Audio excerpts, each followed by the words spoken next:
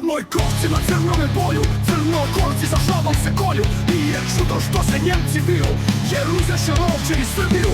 No oko šta crnogorci ginu, kad su šabe na prestolu minu.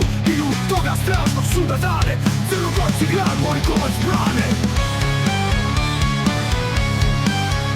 Kad se ovi skupiše roštaci, to su pravi ljudi i junaci. Krvave im sablje i barjaci, miješava ljudi sa bojišta.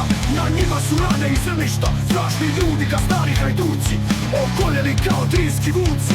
Svaki nosi Moskovku u ruci. Drugo nema ništa što mu treba, bez u džepu suvo parče hljeba. Ne dolaze da primaju platu, no nasade fome komandantu.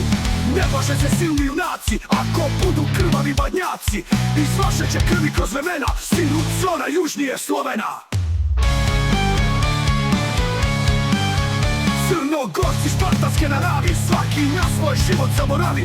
Ukrstiše puške i barjake, a staviše ruke na badnjake. Da se neće iznad kod Mojkovca, dok je noga traje Crnogorca. Kad su švapske ugledale trupe, će se mrki Crnogorci kupe.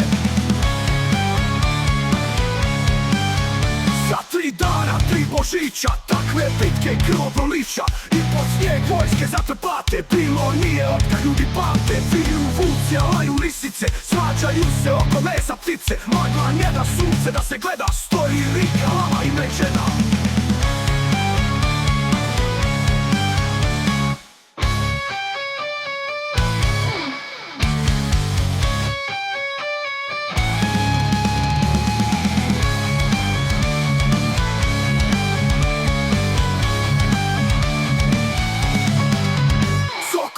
Pilot pogubiše, a 2 se vojske izgubiše. Crnogorci prešli put pod Višća, Švaba nazad preko Šahovića.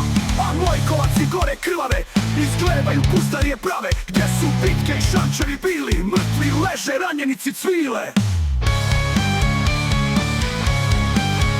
To su šanci zagrnutih ljudi, Vupi gorski od strada i sludi. Pusta gora Mojkovačka sama, cijelu je pritisnula tama. Jedna duru pa maglu rastjera, dokle vila sa Šiškog jezera. Pade na vrh bjelasice puste, tu odsjeće pletenice guste.